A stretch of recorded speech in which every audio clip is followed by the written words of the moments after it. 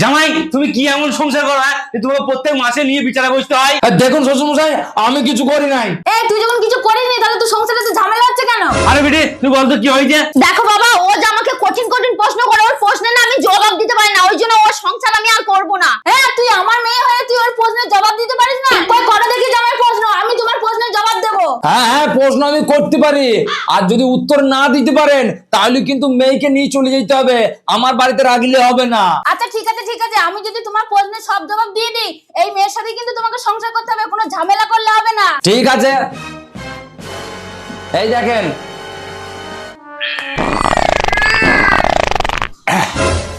এবার বলুন দেখি, এইটার মধ্যে আমি কোন ফুটো দিয়ে পেতেছি? জামাই এই ফুটোটা দিয়ে পেতেছো? না না শাশুড়ি মা, আপনি ভুল বলেছেন, আমি তো এই ফুটো দিয়ে পেতেছি।